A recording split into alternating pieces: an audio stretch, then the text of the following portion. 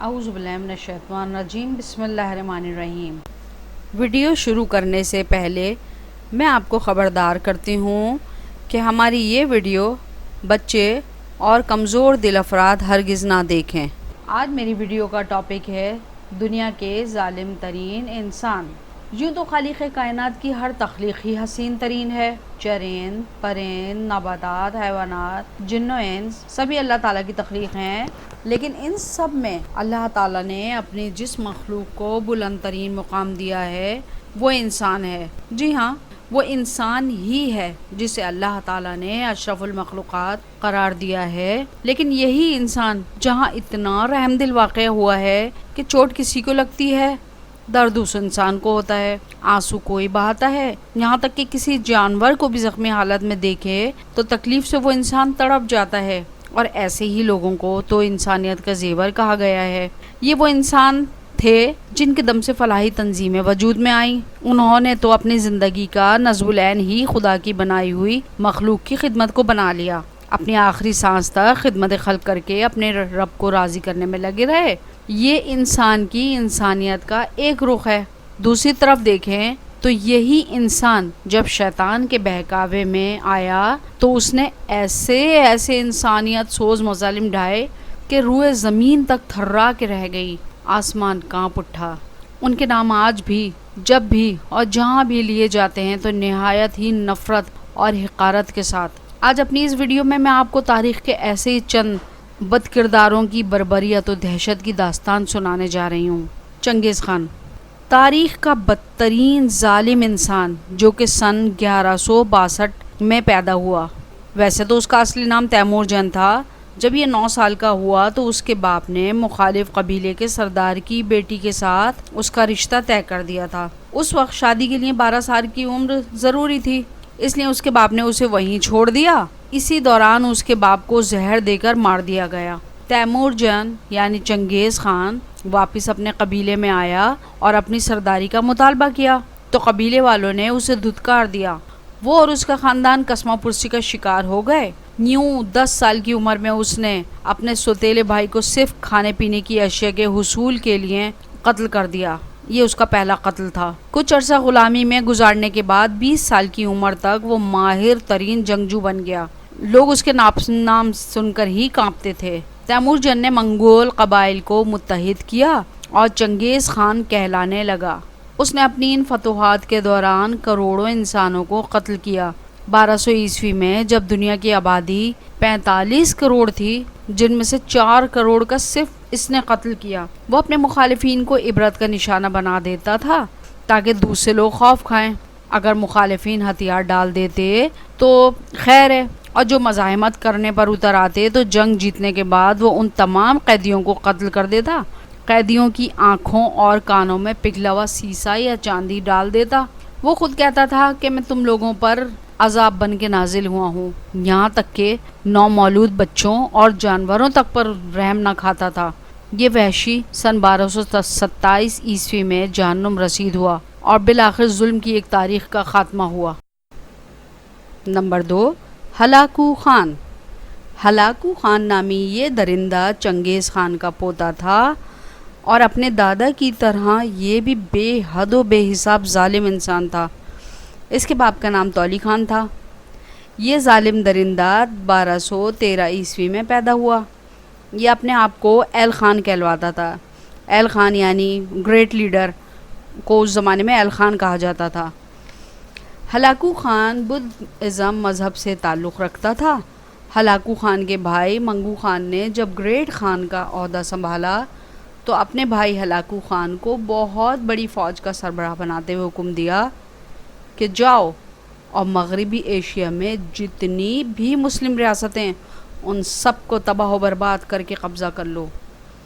چنانچہ یہ ظالم وحشی اپنی فوج کے ہمراہ نکلا اور اس نے یکے بعد دیگرے ایران، شام، بغداد اور مصر کے کافی حصوں پر قبضہ کر لیا تھا۔ اس نے وہاں پر بربریت کی وہ داستان رقم کی کہ رہتی دنیا تک اس کا نام حقارت سے لیا جائے گا۔ اس نے ہر طرف لاشوں کے ڈھیر لگا دیے، لاکھوں افرادوں کو تہہ تیغ کر دیا۔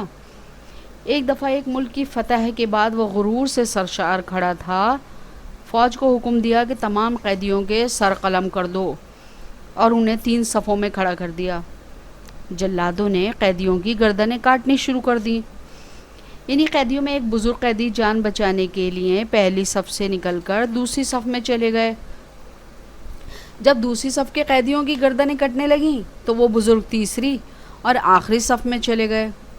ہلاکو خان یہ سب بغور دیکھ رہا تھا اور بہت محظوظ ہو رہا تھا۔ اس وقت وہ ایک لیمو ہوا میں اچھال اچھال کر کھیل رہا تھا اور اس کے دوسرے ہاتھ میں تلوار تھی۔ وہ ان بزرگ کے پاس آیا اور تمسخرانہ انداز سے بولا، او بے وقوف انسان، اب تک ابھی میں 1700 لوگ تہہ تیغ کر چکا ہوں، اب تم کو مجھ سے کون بچائے گا؟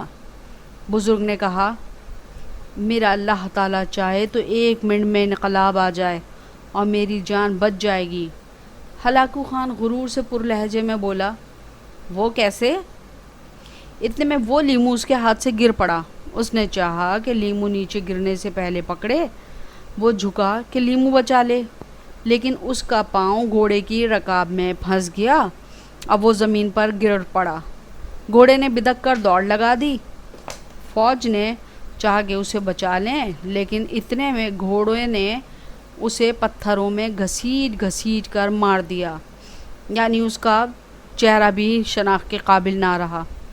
یوں وہ ظالم انسان جو دہشت کی پہچان تھا، اس قدر اذیت کی موت مرا کہ اللہ تعالیٰ نے اسے عبرت کا نشانہ بنا دیا۔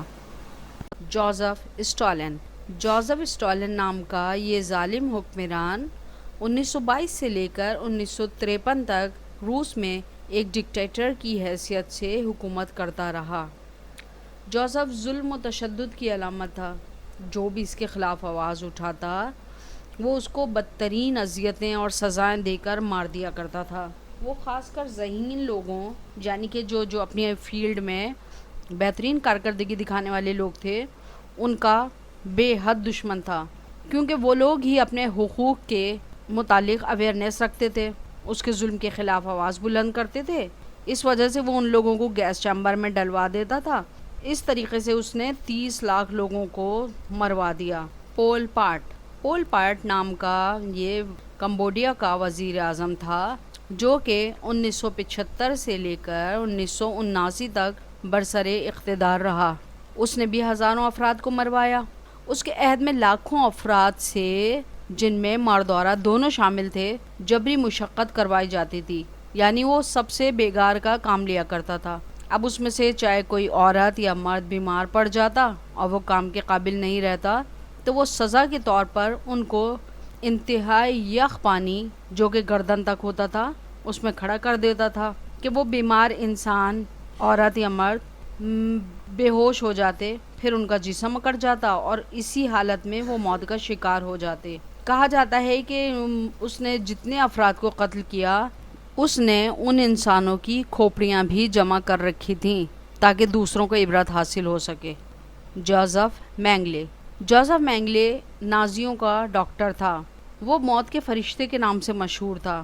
نازی اپنے قیدی اس کے حوالے کرتے تھے اور اس سے کہتے تھے ان کے ساتھ جو سلوک کرنا چاہو کرو۔ اب وہ جنونی ڈاکٹر اپنے آپ کو خدا سمجھتا تھا۔ وہ سوچتا تھا کہ مجھ سے بڑا دنیا میں کوئی ڈاکٹر، سرجن اور سائنسدان نہیں ہے۔ اسی وجہ سے وہ قیدیوں کو بے ہوش کیے بنا ان پر تجربات کرتا، ان کی چیڑ پھاڑ کرتا اور وہ تڑپ تڑپ کر چیختے چلاتے رہتے اور اسی حالت میں موت سے ہمکنار ہو جاتے۔ ایک بار اس کے دماغ میں یہ خیال آیا کہ کیوں نہ جڑواں بچوں پر تجربہ کیا جائے کہ اگر واقعی ایک بچے کو تکلیف ملتی ہے تو کیا دوسرے پر اس کا اثر ہوتا ہے یا نہیں۔ اس تجربے کے شوق کی بنا پر اس نے قیدیوں کے جڑواں بچے اٹھوا لیے اور اسی طریقے سے پورے ملک سے اغوا کر کے جڑواں بچے منگوائے۔ ایک مرتبہ اس نے ظلم کی انتہا کر دی۔ اس نے محض یہ دیکھنے کی خاطر کہ اگر میں ایک جڑواں بچے کی آنکھ میں تیزاب ڈال دوں اور وہ اندھا ہو جائے تو کیا دوسرا بھی نابینا ہو جائے گا۔ بالآخر 1979 میں یہ درندہ صفت انسان تیراکی کرتے ہوئے جہنم رسید ہو گیا۔ اپنی آج کی ویڈیو کے اس آخری کردار کی طرف اب ہم آتے ہیں، جس کا نام تھا نیرو۔ نیرو تاریخ کا وہ بدترین اور ظالم کردار ہے کہ پوری دنیا میں آج بھی اس کے حوالے سے یہ کہاوت مشہور ہے کہ روم جلتا رہا اور نیرو بانسری بجاتا رہا۔ یہ لوگوں کو کسی ایک طریقے سے نہیں مارا کرتا، بلکہ کسی کو پھانسی دے کر، کسی کو زندہ آگ میں پھینک کر، کسی کو اونچی پہاڑی سے گرا کر، تلوار سے گردن اڑا کر، زہر دے کر یا خونخوار درندوں کے آگے پھینک کر اپنے شکار کے مر جانے کی خوشی میں موسیقی اور ناچ گانے سے لطف اندوز ہوتا۔ یہاں تک کہ اس ظالم نے تو اپنے گھر والوں کو بھی نہ چھوڑا، اپنی بیوی، اپنی ماں، اپنے بھائی، اپنے پورے خاندان کو بربریت کا نشانہ بنا دیا۔ نیرو کا زمانہ 54 AD سے 68 AD تک ہے۔ دوستوں، امید ہے کہ میری یہ ویڈیو بھی آپ کو پسند آئے گی۔ اگر آپ نے میری یہ ویڈیو پہلی مرتبہ دیکھی ہے تو میرے چینل کو سبسکرائب کریں اور بیل آئیکن دبائیں تاکہ میری ہر معلوماتی ویڈیو آپ تک پہنچے۔ شکریہ۔